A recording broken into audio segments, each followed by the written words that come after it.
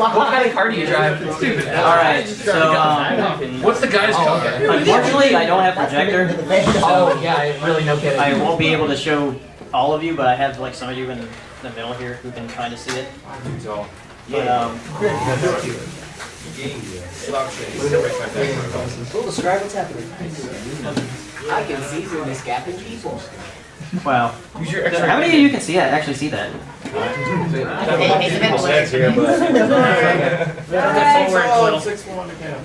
it on a stand or something. Yeah, actually. Put a chair on the table and put it on the chair. Yeah, that's what I'm thinking. Put a chair on the chair. I don't know. I'm Spike. Can I hold it? Let's see. I can hold it up. I'm Spike. That's slightly higher. I'll take that. Slightly higher. Yeah. You want to tilt it forward a little Yeah, I'm Yeah. gonna go ahead and do that. He's working on it. He's got this. He's got this. He's got this. Oh. Alright. Okay, alright. Stack is Put that up a bit. Yeah. Alright. You can see it 20% better now. I'm doing it. Oh, sorry, I didn't see. Alright, I have a script here. That's usually how I make my videos, is that I write out a script and then I talk. Sometimes I stumble, like every time I make a video and I go through the audio, I'm like, hi, blah, blah, blah, and then I screw up. But I've actually practiced this one, so hopefully this one will go a little bit more smoothly. So, hello, my name is Paleo, and welcome to the panel. Yes.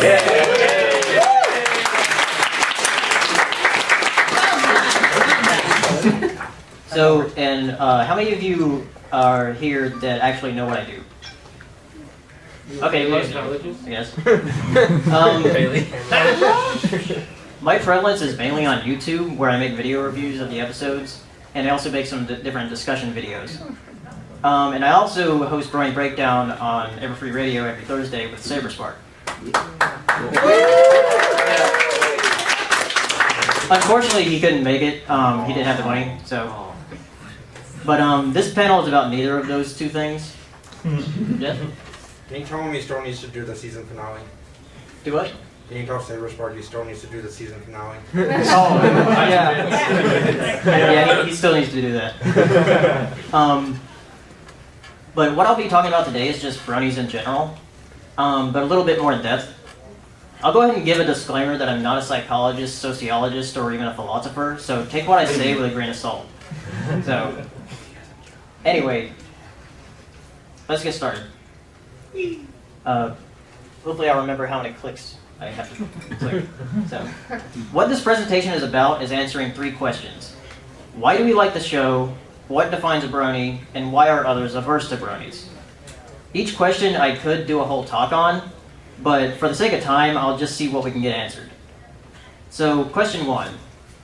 Why do we like the show?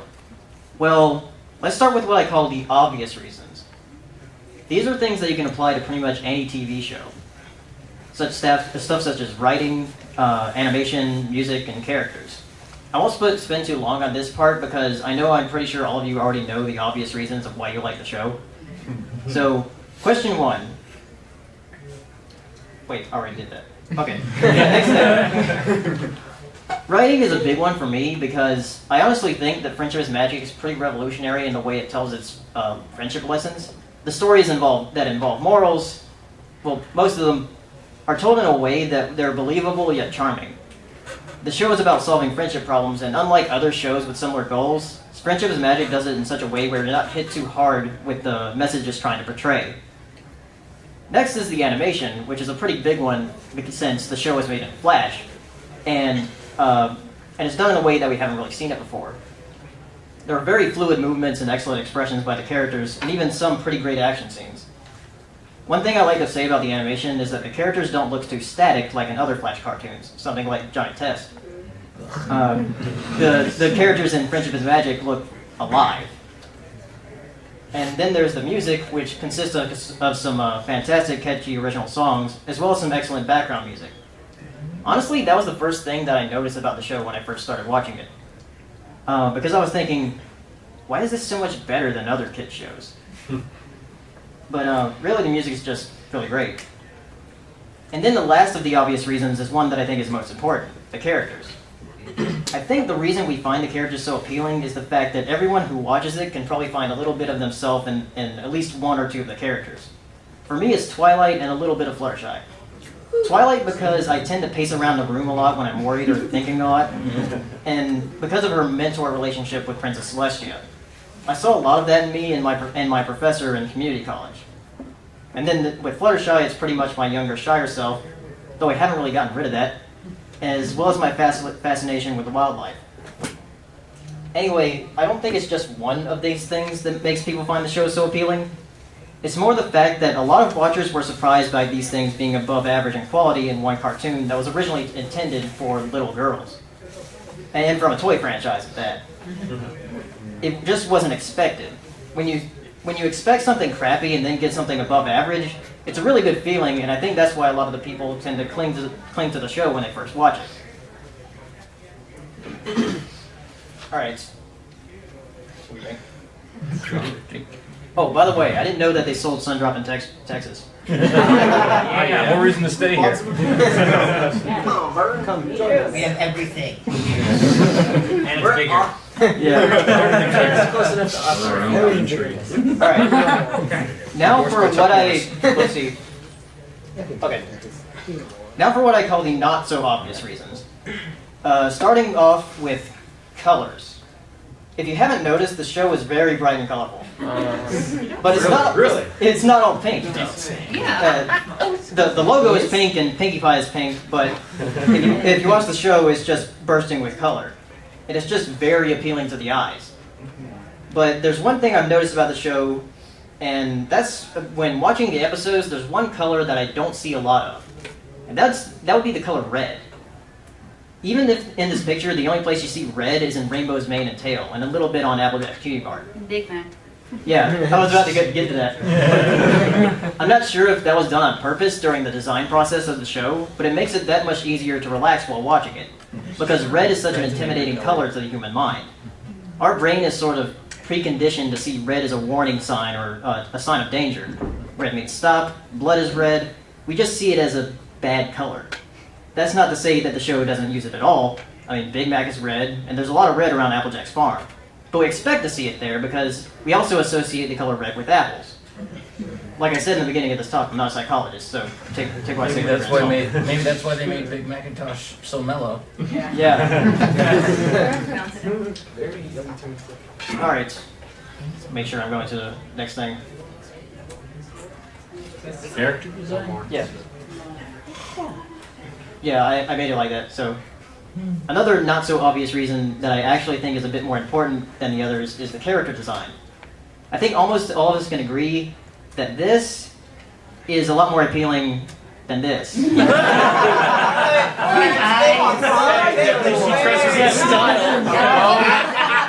boy, here we go.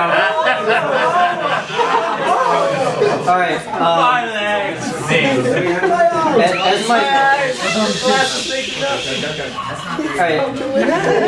As my friend Sogap put it, the previous iterations of the MLP franchise look like weird hippo horse things.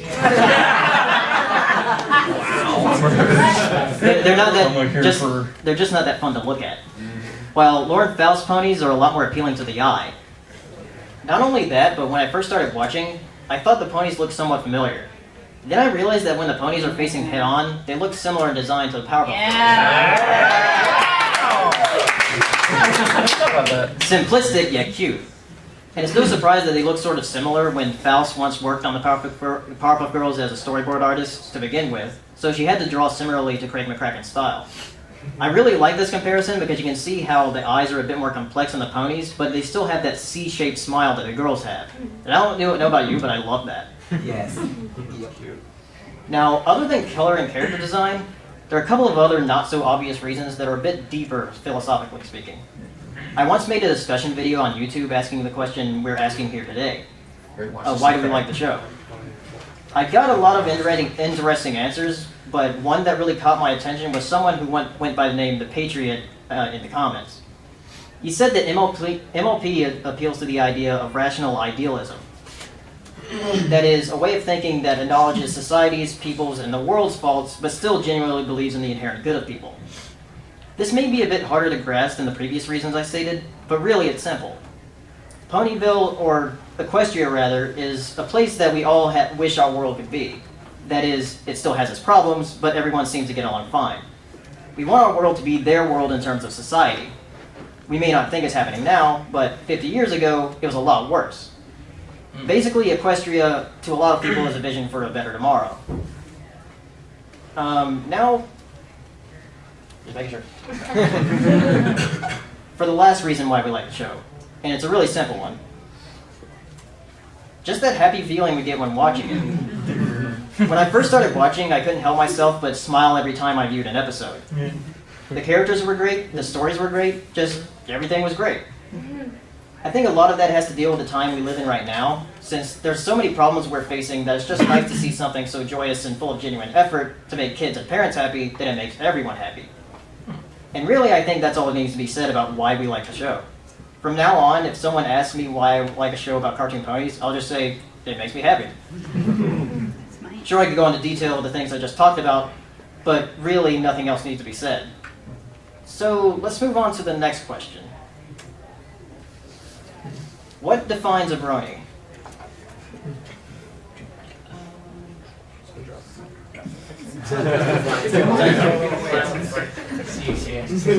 Is it someone who watches the show? Someone who makes fan content? Someone who participates in the fandom? Someone who has an OC? Like my stupid unicorn thing? I think it's Does one have to be all of those things to be a brony? No. Does one have to be male? Yes.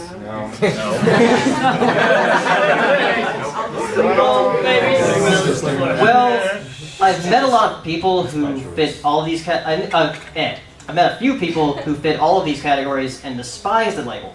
I've met some people who have barely watched the show and call themselves bronies. So what gives? Well, if you want me to be honest, I have no idea. Though I can tell you why some people tend to avoid the label. A lot of people seem to avoid it because of those negative connotations of being an obsessive fan. I probably want to talk being up here and having attended 3 cons so far and 1 upcoming, but that's not what I mean by obsessive. I mean like one who talks about ponies 24/7 and won't stop. I know some artists where that's just part of their work and they just do pony commissions non-stop so they can make some cash. But they have other interests as well and don't need ponies in their lives and need a break from the fandom some of the time. I'm talking about those fans who will stop at nothing to have ponies in their lives constantly. To be honest, I've yet to meet a fan of the show like that, but apparently they exist according to some people. Let me tell you a story.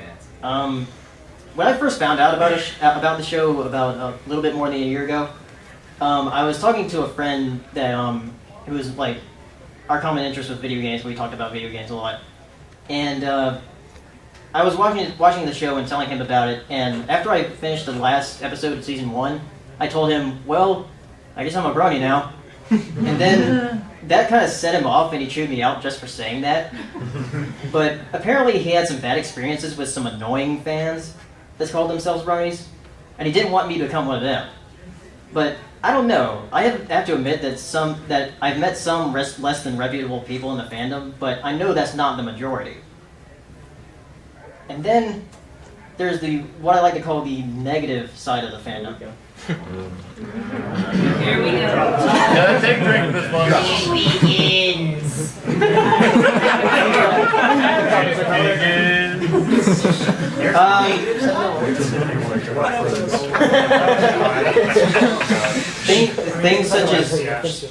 Things such as grimdark and suggestive art, like this.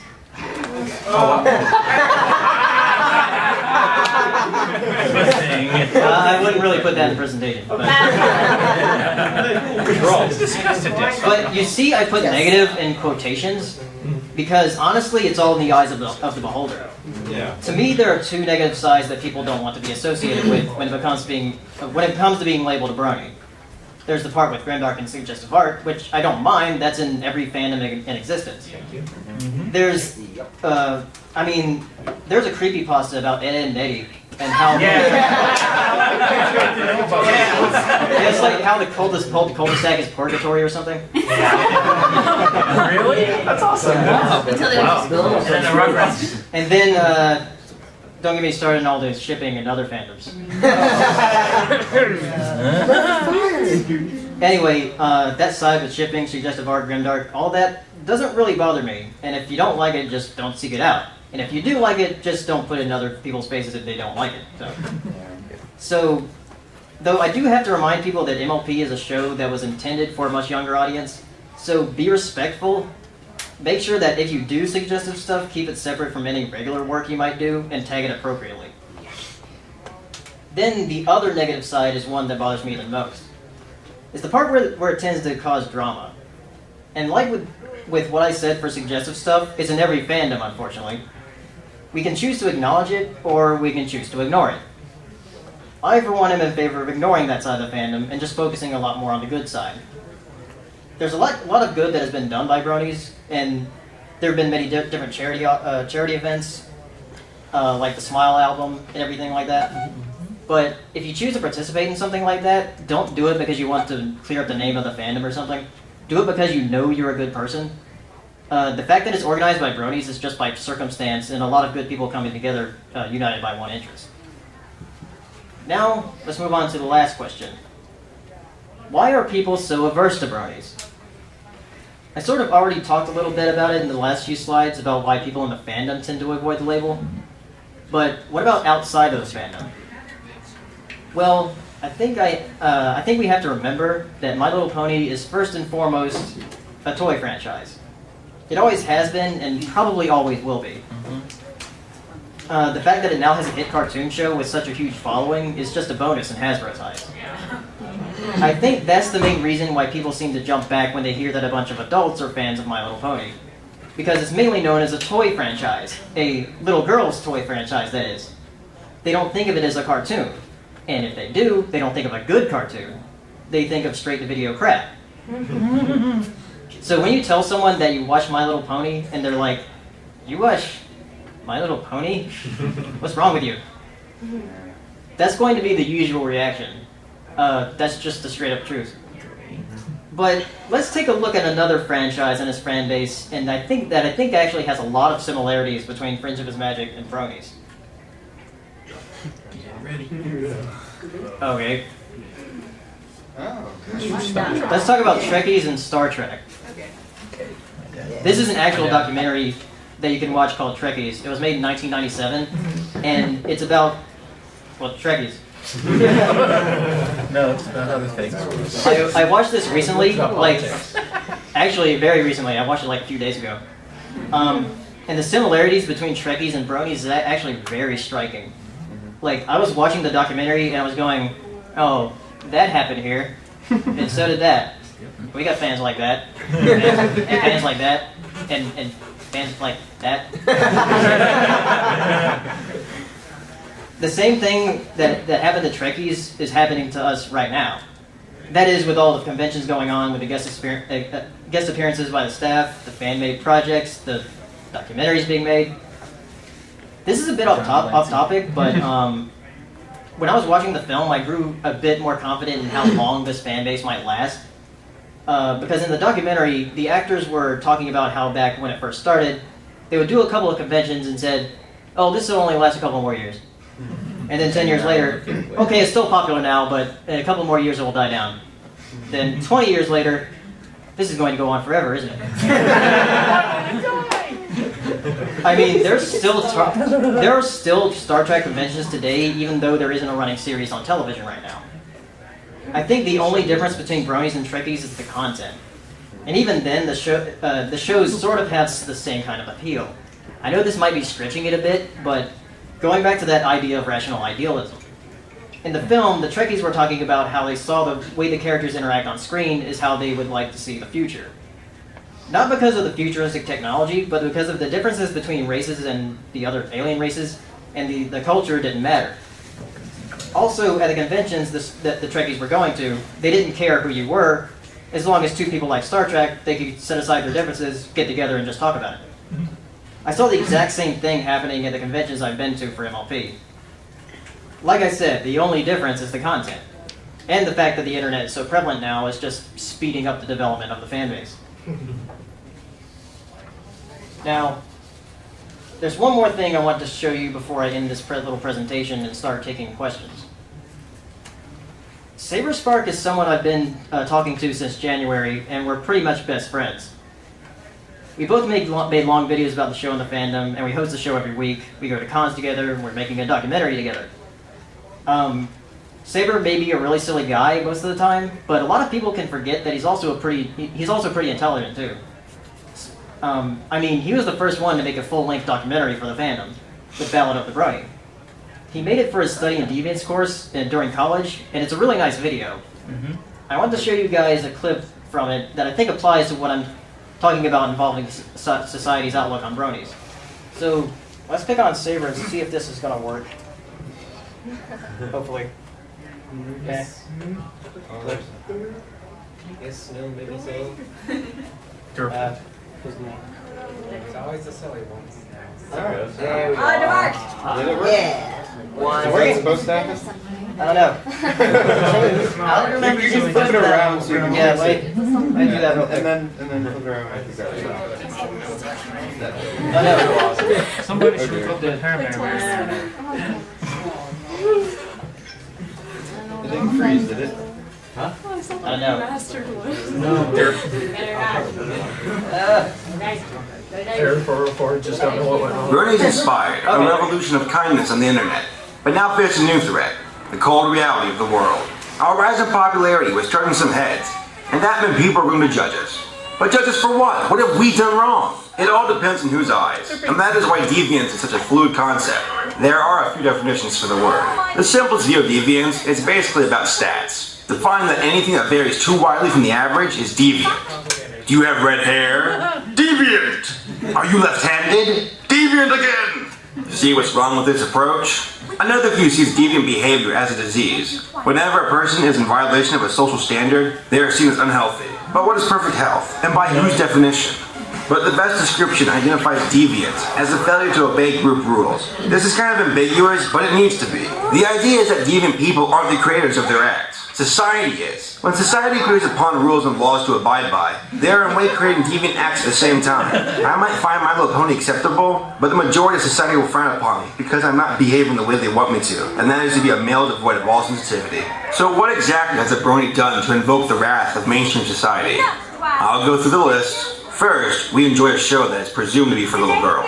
Since most people don't know how mature and clever MLP is, they automatically think we are perverted man babies. Right, Fox News? Right?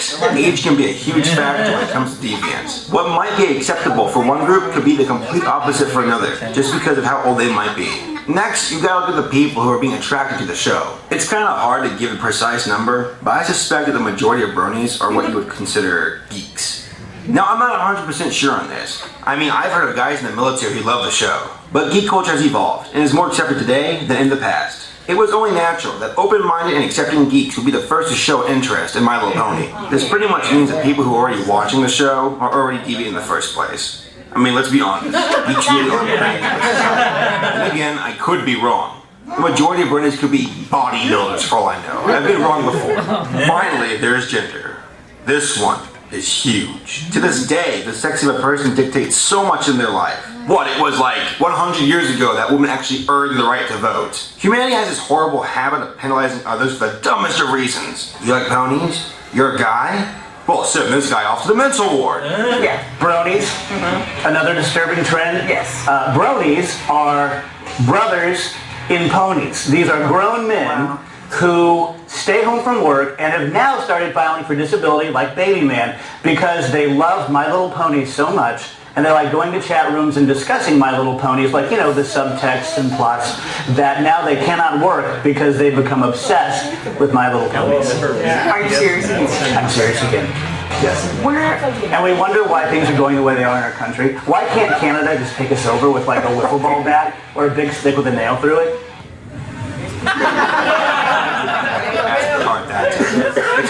that people who don't understand a certain culture or group assume that it's twisted, deviant, and wrong. Those labels are now stuck to the Brony community. These are just a few pathetic attempts to turn our subculture into a stigma. It won't work though. We were baptized by fire in the pits of 4chan. If we can make it there, we can make it anywhere. It goes without saying that not everybody who watches the show will like it. There's nothing wrong with this. Bronies are about love and tolerance. If you don't like MLP, well, that's A-okay with us. Though there are a lot of people who have never seen the show and pass judgment anyways. It's interesting to at least wonder how many people actually like the show but turned it down because they were afraid to be labeled. As sociologist Irving Goffman said, this is rejecting the stigma. They didn't want to harm their virtual identity, which is what others perceive of them. But there are ways to have your cake and eat it. Hiding a stigma can take a few different forms. You've got your disidentifiers, who are masters at misdirection. And then there are those who live a double life. I think a fair number of fans prefer to keep the fact that they watch MLP a secret. But for the full-on experience, nothing beats being an open brony. It takes a lot of guts, especially for men, to tell others that they watch a show about pink ponies. This probably wouldn't be too possible if it wasn't for the Brony community. We make it fun and appealing for new people who like the show. One of the steps for accepting a stigma is starting a new life. I think when it comes to Bronies, this might be a bit extreme. There's no need to leave everything behind like other deviant groups require.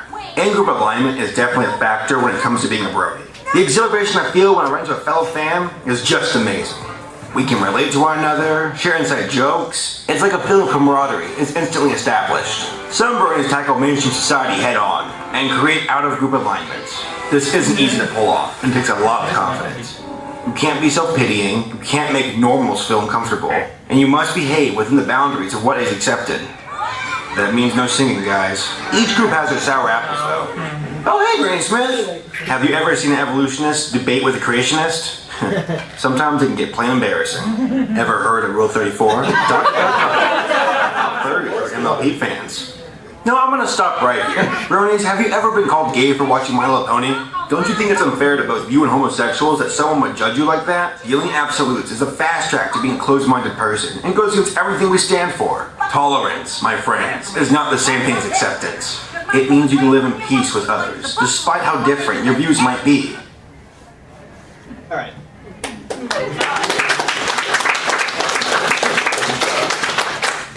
So that was part of Act 5 of Ballad of the Brony. If you want to see the full video, which I highly recommend, yeah, boss! Oh no, now this isn't working. It's magic. Get fixed. Oh wait. Try turning it on and off again. Yeah, I might have to do that. Yeah, go, man. So, I'm gonna restart real quick, but if you want to see the full video, which I highly recommend, go to SaberSpark's channel on YouTube as youtube.com/user/SaberSpark. And if you want to see some of my stuff, go to youtube.com/user/PaleoSteno. Paleo what now? PaleoSteno, which is steno is like STENO. Oh. So, Saber with an RE or it's a ER. ER. Yeah. He'll show us. It's actually, yeah, they spelled it wrong on the thing. No. It's SaberSpark. SaberSpark, and that's SaberSpark. That's like a... Yeah, that's Is that like a register or like... Saber's just.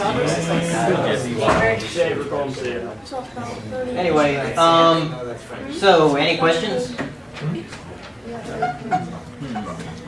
About anything? Yes? Can you talk about the series very well more? Oh god. The mysterious marriage because I did a review on that and I was like really negative about it. But apparently I wasn't as negative as somebody else was because somebody linked me to another video and they were just like tearing it apart.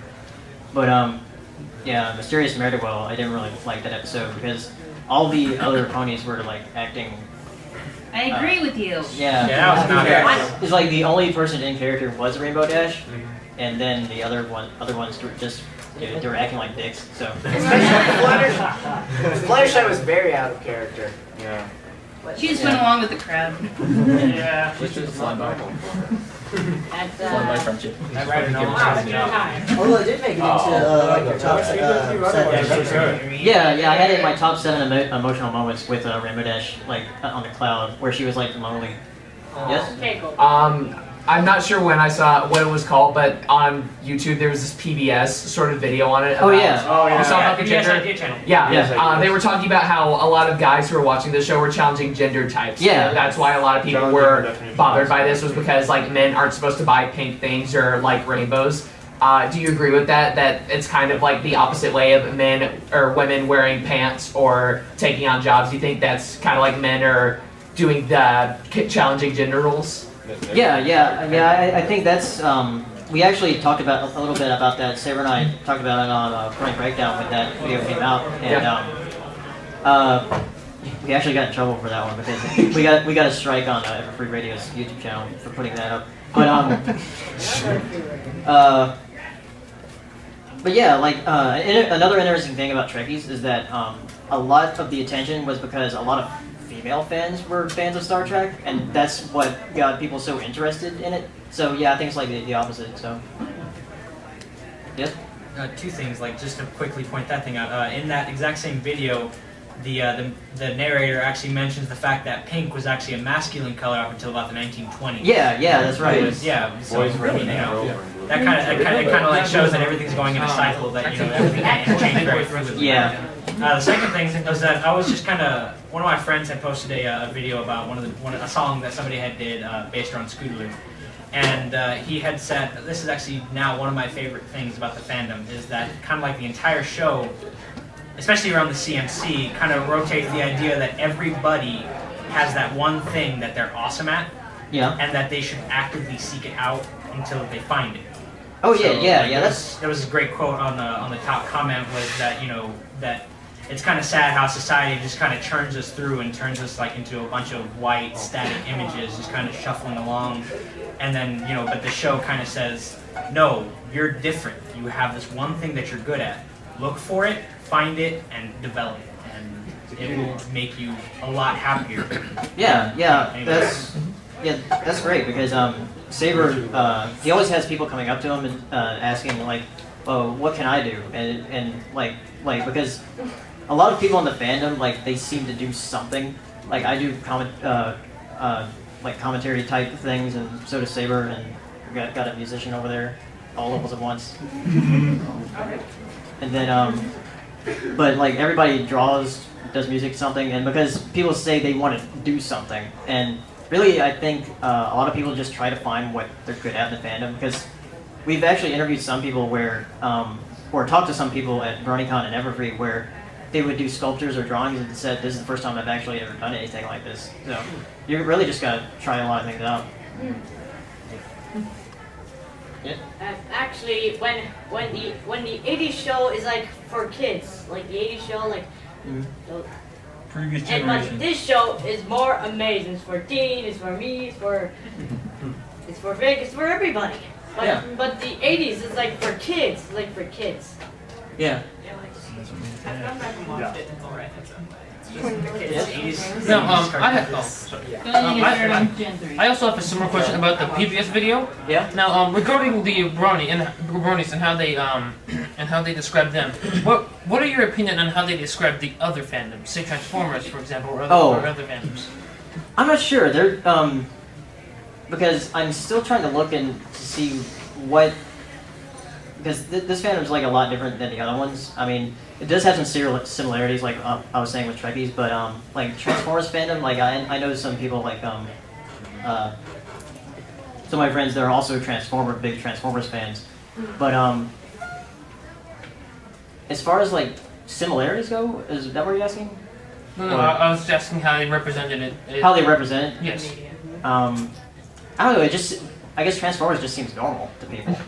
So, at that time. I'll get what you were had your material hand up. presented in the actual video. Huh? I don't know. I haven't seen What? I meant the material presented in the video. Oh, the material. Like in the PBS video. The PBS video. Transformers, I think. I don't know. What material they provided in the video for the description? You talking about like the fan fiction? No, like not that. It's just that I'm just talking about What like content did they use to describe to describe it. Transformers fans? Was that good Yeah. content to use to describe the fandoms? Oh, I guess I haven't seen that video in a while, so. Oh, Yeah. See, I've actually seen various articles and stuff that use previous generation ponies to describe this current generation of ponies, and they make a good argument, but they just use the wrong sources. Yeah, they use the wrong picture. So, And yeah. the wrong person can see this in a different way. Yeah, that's right. But I'll get you because your head up for a while. Okay, I think it's actually very hilarious that you chose to pick Trekkies to compare them with, especially since we're now sharing a voice actor. Yeah, I know. You know, the thing is that I don't think we've become as crazy as Trekkies yet. Yeah. Or we haven't become as big as them because We have We have the whole internet to explore. Yeah, there was this story in the Trekkies documentary where this guy was hosting an auction, and like they had John Delancey up there, and he was part of the auction. I guess like just talking or something, but like he was up there, and then I guess he was presenting what was being sold, and he had his water up there, and John was like really sick, and he was drinking his water, but he went back into the room because he was like so sick that day, and then the auctioneer, the guy who was doing all of it. Once John left, he was kind of jokingly held the glass up and is like, "Okay, who wants the Q virus?" And then somebody actually bought it for $60 and drank it.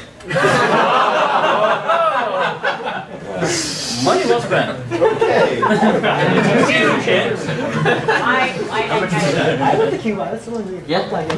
Is it normal? Is it normal for a hater to come up to you and literally yell out if Chuck Norris watched this show, he would be, and then gay? We were like, you just yelled that out.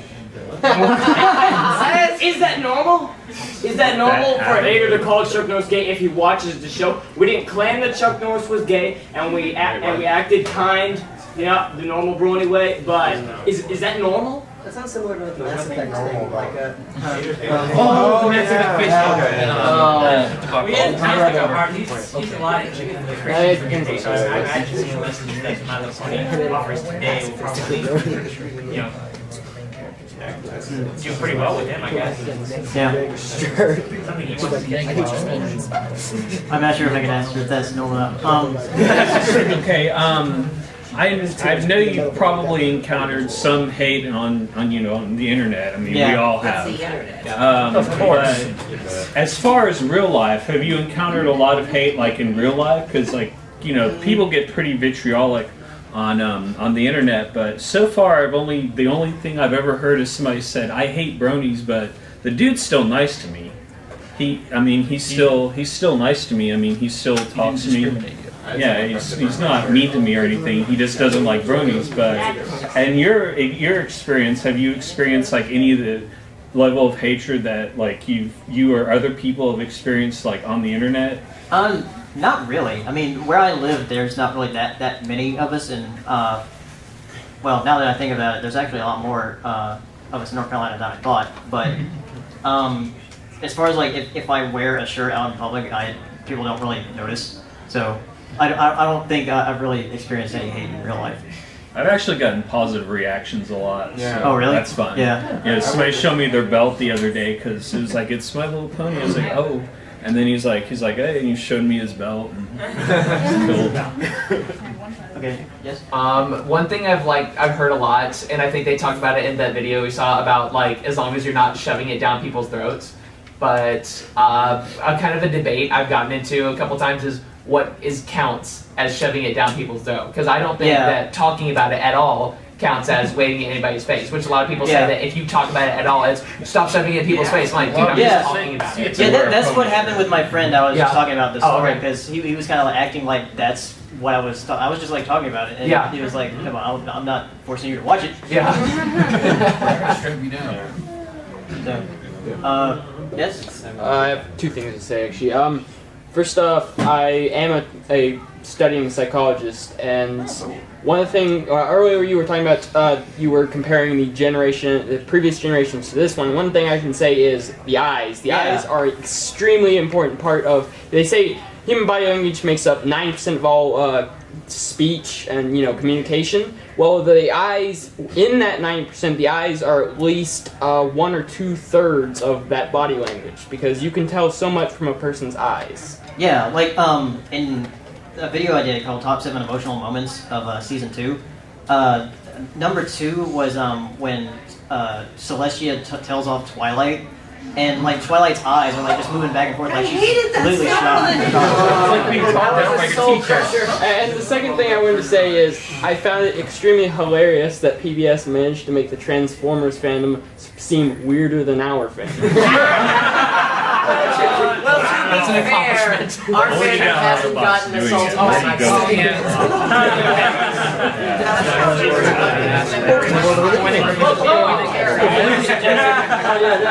Terrorist play his house.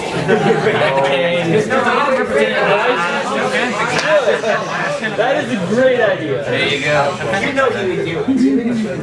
Any more questions? Yes? In your opinion, who is best pony? You see, I have a distinction. Like, I have a distinction between my favorite and the best. And my favorite has been Twilight. It's been Twilight for a while. At first, it was actually Fluttershy because of her interest in animals. But I sort of realized that Twilight was my favorite once I made that connection between Princess Celestia and my professor. So, but as far as best, I have to say Pinkie Pie. Yeah! Because she's just like all-around great character. You can do so many things with her. So. She's so lively. I have one question. What do you expect to see more in the upcoming season of My Little Pony? The upcoming season? I'd actually, I know that is probably going to open up with a two-parter like we expect. But I'd like to see some more story arc episodes. Mainly, I'd like to see slice of life ones though, because they seem to be the most hilarious ones. Like my favorite episode of season 1 is Green is Your Color, because of like just the situation that it's in. But yeah, I guess some more really hilarious episodes like that, like Green is Your Color. Sea ponies? Sea ponies? oh yeah, I want to see a beach too, because we've seen the dolphin cutie mark, but we don't know where a beach is. Yeah, maybe. Still haven't seen it. Of the stuff we know of season 3 right now, what's your opinion on like the crystal ponies? What's that? What do you think? Okay, cover your ears. Spoilers! Because Spoilers! Let's not go into this. honestly, I think it's gonna pull off something that like the finale did for season 2, where it's not like what we expect. Yeah. I'm expecting something like that. And like also, you see on the Equestria map from Walmart, there's like the Crystal Mountains, so we'll probably see that area a little bit more. Mine's a money. But yeah, in the back. Some people were saying that the end of season 2 wrapped up too quickly, and like the complaint that the Sonic Rain Boom wasn't spontaneous enough. That didn't bother me because I was thinking like at this point she's become more confident. Yeah, like everything we see on screen isn't everything that happens Yeah, between. yeah. Do you think in season 3 because now they can't just do it with Sonic Rain Boom like it's really hard again? Do you think they're gonna come up with something more awesome for Rainbow Dash? I don't. That's a fan project. Isn't the Rain Boom starting? That is pretty epic. Yes? Like in regards to the fan projects and stuff, what's your opinion on that? Do you think it'll make it to where, like, if the show, well, when the show ends, will we be able to carry it on? Like, what's your opinion on that? I think we probably will, because like what bringing back the Trekkies in the documentary, they were showing some people who are making fan movies, and like complete with like 3D animation and everything, and that was in 1997. It was like really hard to pull that off. So I think with all the Flash animators we have Mystery Ben here right now, and he's not in the room, but he's outside. Yeah. But yeah, he's part of the Double Rainbow project, along with some other people. And I think that we could probably make some of our own fan-made episodes. I think as long as people try to keep the characters in character, I guess, that we could probably pull it off. That's the only Kind of responsible, you're saying, like, as far as like the show continuing afterwards. I mean, if we saw like the animation that they did with the picture for Pony video. Oh yeah. Yes. Oh my God. Yes. That was good. That was the picture shows done on the network. Yeah. The thing is, like, we interviewed Aston Crusaders at BronyCon, and he's like really diligent with his work. Like, he works constantly on animation like that. But I don't know. He doesn't really seem to want to work in a group. So he works a lot on his own. Any more questions? Is there one down there? Yes. Yes. Well, this really isn't a question, but I have two things to say. Like, first of all, one thing I really like about My Little Pony Friendship is Magic is that it's more colors than just pink, and not even just because of it's pink, because whenever anything is just one color, it seems to get dull. Like, how if a backpack is just blue, it seems like for little kids and all. Yeah. And the second thing I wanted to say is that even before My Little Pony, I don't think I was exactly the figure that society thought that it should be like. I wasn't really that interested in the sports, and I was more of a Vocaloid, which is more into Vocaloids and modern web, and I even watched Japanese videos and cutesy wootsy stuff. Oh yeah. Yeah, I find a trend, like, I know there's like, there's one person, a Vocaloid person that talked to Saber because like he found a lot of comparisons to the Vocaloid fandom to the MLB fandom, like they found it very similar. But is there another question? Yes, I'm sorry, I have another question. Okay, you have seen the security guard video, security guard interviewing Lauren Faust video, correct? Yeah. Now, regarding the Scootaloo physical inability to fly condition, would you can you see that possibly happening in My Little Pony? I would hope they would make something like that. If not, I actually have a friend named Tom. He goes by Brony Curious. He made this like picture book, and it's about Scootaloo, and it's about her relationship with the Rainbow Dash and how she kind of wants Rainbow Dash to be her sister, but it's also kind of implied that she can't fly. So because like she goes up with Rainbow Dash and like she goes on Rainbow Dash's back to fly up there because she can't get up to the clouds.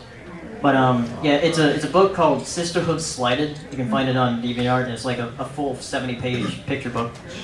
Wow. But I'd like to see something like that in the show, though. She can scoot. I think that's bots. Yes.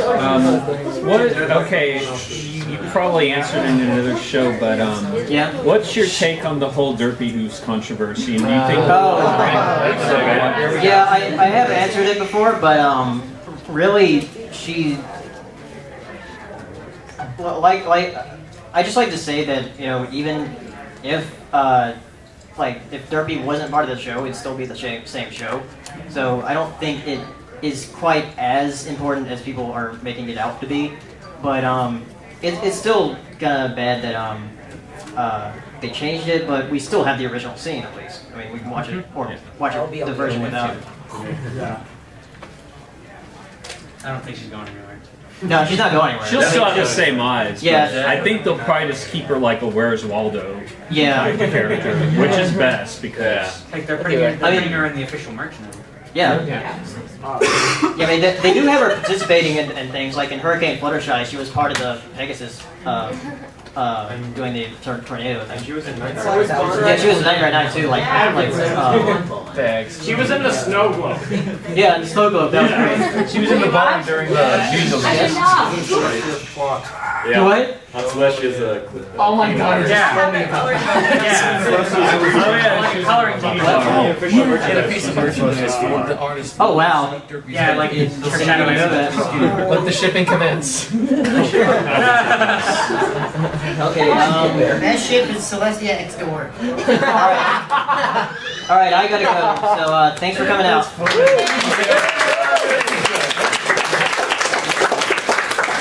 Best ship is Celestia has I'm actually kind of tempted to put my backpack in under that. Oh, is your backpack? Yep. Don't hit the light. I hit your camera with my That's cane. good. It's okay. Josh. Don't forget your sunglasses. Thank you.